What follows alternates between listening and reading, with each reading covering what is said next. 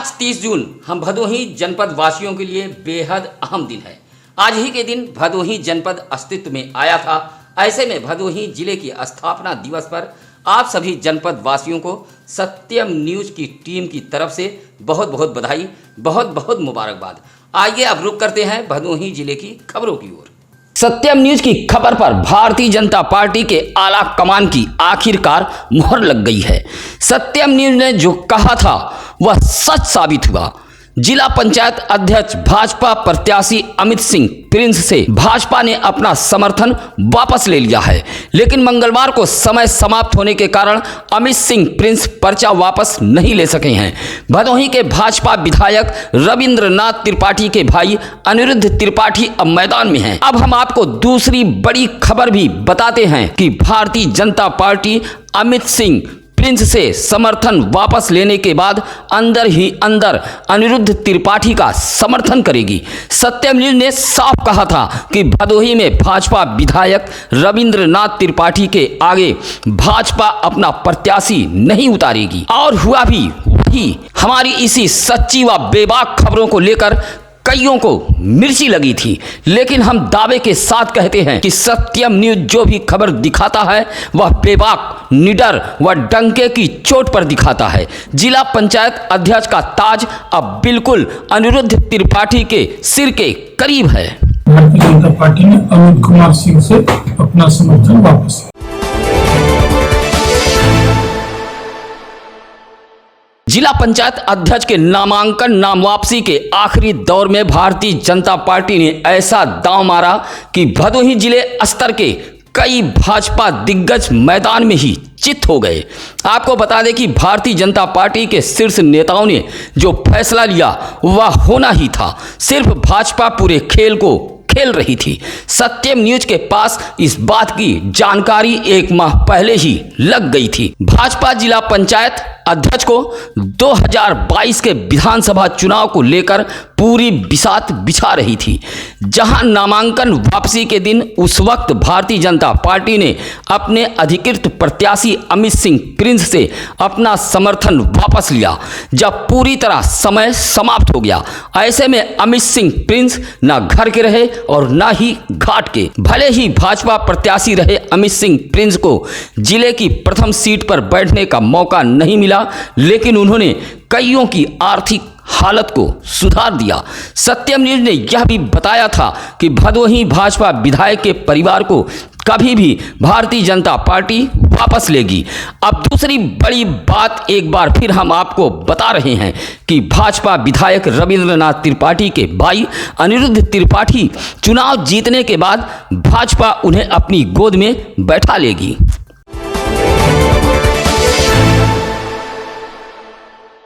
Ward number 24 से चुनाव जिताने के बाद अमित सिंह प्रिंस को भारतीय जनता पार्टी ने जिला पंचायत अध्यक्ष का प्रत्याशी घोषित कर दिया था। अभी से भदोही जिले में भाजपा दो खेमों में बट गई थी। औराई विधायक दीनानाथ भास्कर, भदोही विधायक रविंद्रनाथ त्रिपाठी, भाजपा के वरिष्ठ नेता आशीष सिंह बघेल सहित कई भाजपा दिग्गज एक खेमे में हो गए थे। उसके बाद भदोही भाजपा विधायक रविंद्रनाथ त्रिपाठी के भाई अनिरुद्ध त्रिपाठी, भतीजा चंद्रभूषण पप्पू त्रिपाठी ने निर्दल के रूप में नामांकन किया था। मंगलवार को नामांकन वापसी वाले दिन पप्पू त्रिपाठी ने अपना पत्र वापस ले लिया। उसके कुछ ही देर बाद भाजपा प्रत्याशी अमित सिंह प्रिंस से भाजपा ने अपना समर्थन वापस ले लिया। ऐसे में अब भदोही भाजपा विधायक रविंद्रनाथ त्रिपाठी के भाई अनिरुद्ध त्रिपाठी का पल्ला भारी हो गया है।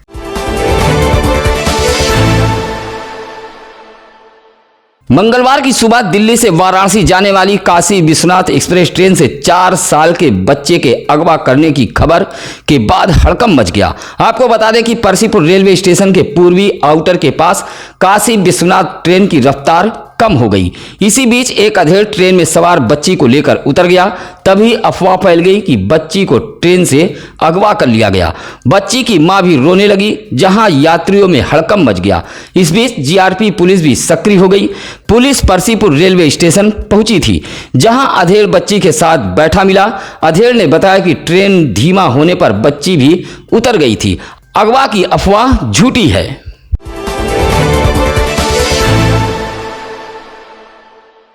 सुरयामा थाना इलाके में अब शौचालय भी सुरक्षित नहीं है।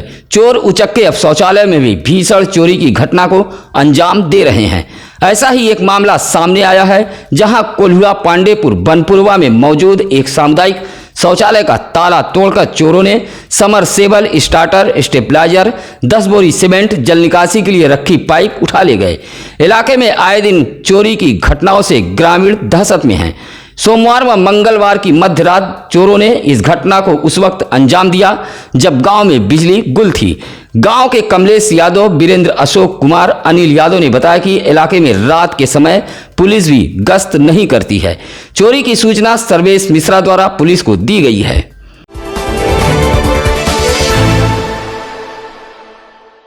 सड़क पर विचरण कर रहे छुट्टा पशु से टकराकर एक सिपाही की जान चली गई। बताया जाता है कि मिर्जापुर कछवा निवासी हरगेन बिंद का पुत्र 30 वर्षीय सुनील कुमार बिंद यूपी पुलिस का जवान है। वह गोपीगंज से कछवा बाइक से जा रहा था, तभी घोसिया के समीप छुट्टा पशु से टकराकर गंभीर रूप से घायल हो गया था। घायल अवस्था में उसे CSC औराई लाया गया था, जहां डॉक्टरों ने मृत घोषित कर दिया। जवान बेटी की मौत से परिजनों में जहां कोहराम मच गया, वहीं पुलिस महकमे में भी शोक की लहर दौड़ गई।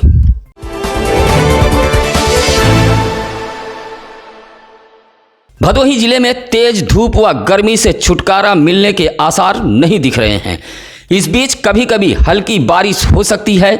इन दिनों अच्छी धूप बनी रह सकती है। हवाओं का रुख पछुआ है। इसके बाद पूर्वा हवा चलेगी। वायुमंडलीय स्थिर के कारण दिन और रात के तापमान में उतार चढ़ाव देखा जा सकता है। यह जानकारी ग्रामीण कृषि सेवा केंद्र भदोही द्वारा दी गई है। साथ ही कृषि सेवा केंद्र ने किसान भाइयों को सलाह दी है कि मानसून के मौसम में पशुओं को संक्रमित बीमारी से बचाने के लिए पशु चिकित्सकों की सलाह पर ही पशुओं का टीकाकरण कराएं।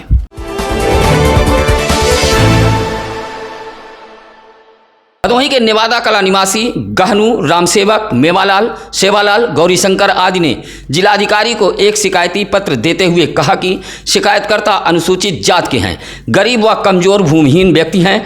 कहा कि शिकायतकर्ताओं के पूर्वजों को गांव में ही 8 बिस्वा भूमि दान दी गई थी, लेकिन अब इसी भूमि को दान देने वाले परिवार के लोग जोर जबरदस्ती से कब्जा करना चाह रहे हैं। साथ ही धमकी दे रहे हैं कि अगर भूमि को खाली नहीं किया गया तो इसका परिणाम भी भुगतना पड़ सकता है। इस बात से शिकायतकर्ता का परिवार पूरी तरह भयभीत है। डीएम को पत्र देते हुए शिकायतकर्ताओं ने न्याय की गुहार लगाई है।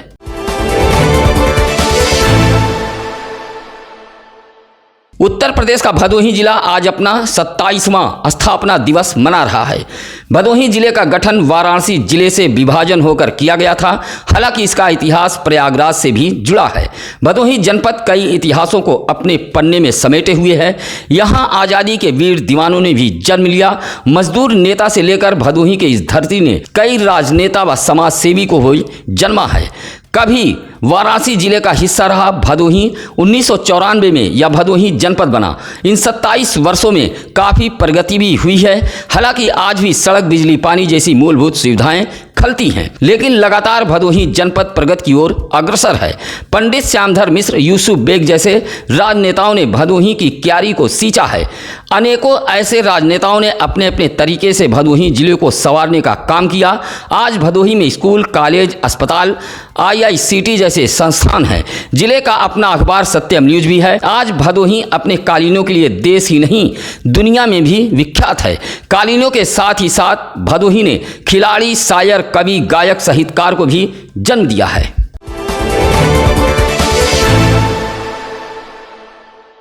संभावित तीसरी लहर से निपटने की तैयारियों में भदोही जिला प्रशासन जुट गया है। मंगलवार को मुख्य चिकित्सा अधिकारी कार्यालय पर भदोही जिले के स्वास्थ्य विभाग के स्टाफ, नर्स व डॉक्टरों को प्रशिक्षण दिया गया, जिसमें 3 प्रशिक्षण ट्रेनर मौजूद थे। इस प्रशिक्षण कार्यक्रम में एक महिला ट्रेनर लखनऊ से आई थी तथा 2 भदोही जिले के थे। यह प्रशिक्षण 2 बैच में होगा, जिसमें जिले भर के सरकारी चिकित्सकों, स्टाफ, नर्सों को प्रशिक्षण दिया जाएगा, जिसमें बच्चों को संक्रमण से बचाने और उपचार को लेकर प्रशिक्षण दिया गया।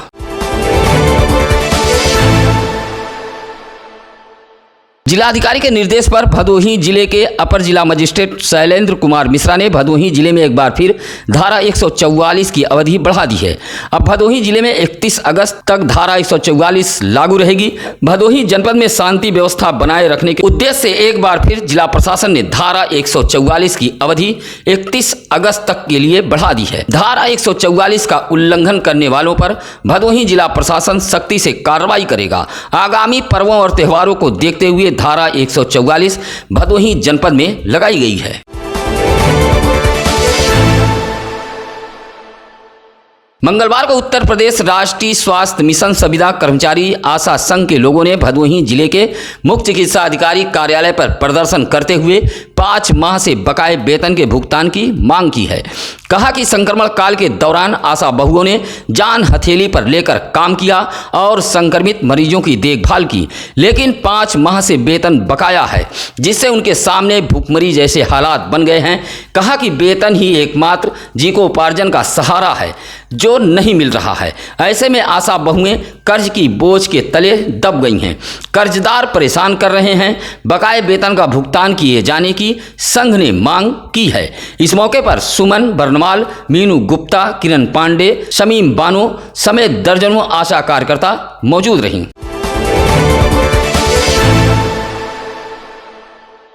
बिखरी पत्रावलियां, कूड़े करकट से पटे पड़े कार्यालय यह किसी अजायब घर की कहानी नहीं, बल्कि यह खबर है भदोही तहसील की, जहां 29 साल बाद तहसील कार्यालय में रखे अभिलेख व गंदगी से पटे पड़े कार्यालयों की साफ सफाई की गई है। दर्जनों से अधिक अधिकारी आए और गए, लेकिन किसी की भी निगाह इस बदहाल व्यवस्था पर नहीं पड़ी। लेकिन सफाई की इस जिम्मेदारी को खुद परखा भदोही तहसीलदार विजय कुमार ने, जहां कार्यालय में पत्रावलियां बिखरी पड़ी थी। कार्यालय कचरे से पटे पड़े थे। बताया जाता है कि 1992 से सफाई नहीं हुई, जहां तहसीलदार विजय कुमार ने सफाई का खुद बीड़ा उठाया और अपनी देखरेख में सफाई व्यवस्था कराने में जुट गए। लेखपाल व कानूनगो को कहीं बैठने तक की व्यवस्था नहीं थी, लेकिन अब एक भवन को साफ सुथरा कराकर लेखपाल व कानूनगो को बैठने की व्यवस्था की जा रही है। तहसीलदार विजय कुमार के इस कार्य की तहसील कर्मी खूब प्रशंसा कर रहे हैं।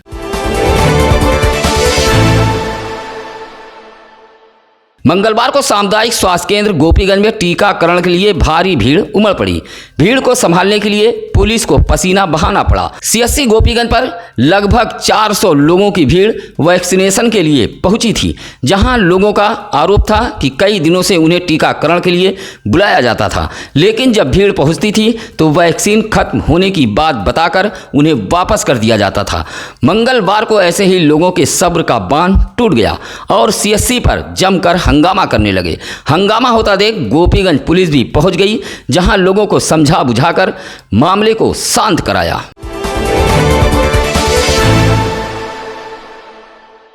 बाढ़ प्रभावित परिवार अब भदोही जिले में भूखे पेट नहीं सोएगा। बाढ़ से गुजरने वाले ऐसे परिवारों को दैनिक उपयोग की खाद्य सामग्रियां उन तक पहुंचाई जाएंगी। इसके लिए डीएम आरका अखौरी के निर्देश पर बाकायदा जिला अधिकारी कार्यालय द्वारा तीनों तहसीलों के लिए निविदा टेंडर मांगा गया है। इच्छुक अभ्यर्थी ज्ञानपुर मुख्यालय स्थित आपदा लिपिक पटल पर 8 जुलाई दोपहर 12 बजे तक अपना टेंडर जमा कर सकते हैं। उसी दिन 3 बजे गठित कमेटी के समक्ष टेंडर खोला जाएगा। टेंडर को स्वीकार और अस्वीकार करने का अधिकार डीएम कार्यालय के ही पास होगा। बाढ़ राहत सामग्री पैकेट में होगी, जिसमें लाई, भुना चना, चावल, अरहर दाल, रिफाइंड तेल, आलू, मोमबत्ती, माचिस, बिस्किट आदि शामिल है।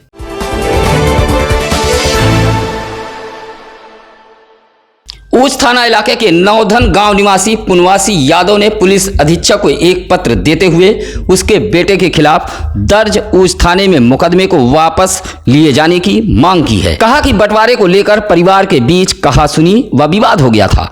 विवाद के बाद उसके बड़े पुत्र ने पुलिस से शिकायत कर छोटे पुत्र के खिलाफ मुकदमा दर्ज करा दिया है। अब इसी मुकदमे को वापस लिए जाने की पिता पुनवासी ने पुलिस अधीक्षक से मांग की है। विभागीय अधिकारियों की लापरवाही के चलते सामुदायिक स्वास्थ्य केंद्र गोपीगंज की बत्ती हर घंटे गुल हो रही है। इस भीषण गर्मी में डॉक्टर, तीमारदार व मरीज बिलबिला जा रहे हैं। वजह है कि स्थानीय विद्युत विभाग की लापरवाही के चलते सामुदायिक स्वास्थ्य केंद्र गोपीगंज में लगे ट्रांसफार्मर का फ्यूज हर घंटे के बाद उड़ रहा है। सीएससी के ट्रांसफार्मर का फ्यूज उड़ने से नगर की भी विद्युत आपूर्ति ठप हो जाती है, जबकि कई बार इस समस्या को लेकर विद्युत विभाग के जिम्मेदारों को चेताया भी गया था, लेकिन लापरवाह हो चुके विद्युत विभाग के अधिकारी व कर्मचारी इस समस्या पर ध्यान नहीं दे रहे हैं, जिससे लोगों में आक्रोश पनप रहा है।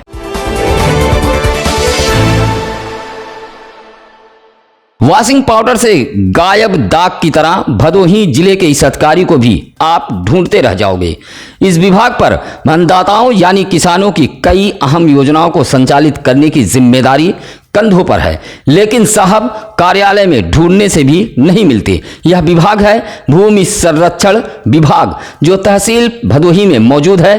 अब इस तस्वीर को आप गौर से देखिए। यहाँ मेज सजी हैं, कंप्यूटर, फाइल सब कुछ मौजूद है, लेकिन अपनी कुर्सी पर मौजूद नहीं है इस विभाग के जिम्मेदार साहब। इन्हें भूमि संरक्षण अधिकारी कहते हैं। हालांकि इस संबंध में जब भूमि संरक्षण अधिकारी से सत्यम न्यूज ने बात की तो उन्होंने कहा कि उनकी ड्यूटी संक्रमण में लगाई गई है।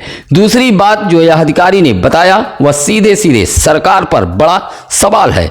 उन्होंने कहा कि संक्रमण के चलते बजट नहीं आ रहा है, बजट के अभाव में कार्यालय भी निष्क्रिय है, जबकि प्रदेश की योगी सरकार संक्रमण के बीच भी किसानों के खुशहाली का दावा कर रही है। अब सवाल यह उठता है कि इन दावों में कौन सच्चा है, सरकार या फिर भूमि संरक्षण अधिकारी।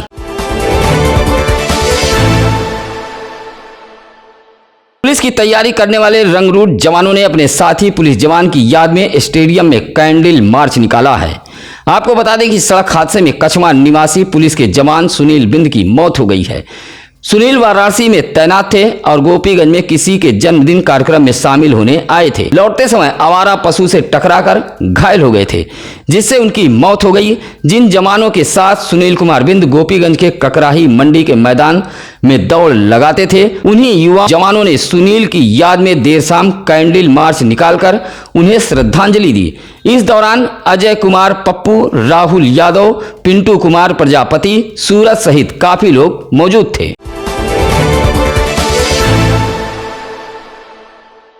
मंगलवार को भदोही जिले में एक भी संक्रमित मरीज नहीं मिले हैं, जबकि एक मरीज पूरी तरह स्वस्थ हुआ है। 1221 लोगों का सैंपल जांच के लिए भेजा गया है। 2 मरीज L2 अस्पताल में अपना इलाज करा रहे हैं, साथ ही 8 मरीज होम आइसोलेशन में हैं। गंगा जमुनी तहजीब के नाम से विश्वविख्यात कालीन नगरी देश में नहीं बल्कि दुनिया में भी अपने मखमली व रंग बिरंगी कालीनों और यहाँ के लाखों लाख बुनकर भाई जो अपने अंगुलियों की कला से भदोही जिले का नाम देश दुनिया में रोशन कर रहे हैं। इसीलिए मशहूर शायर कैसर जौनपुरी कहते हैं कि है मेरे भदोही की पहचान यही कैसर, मेहमा के लिए दिल का कालीन बिछाते हैं। आइए अब जानते हैं आज क्या है ज्ञानी पंडित जी में। आज 30 जून 1994 को उत्तर प्रदेश का भदोही 66वां जनपद के रूप में अस्तित्व में आया था। अब हमारी टीम को दीजिए इजाजत। नमस्कार, आदाब।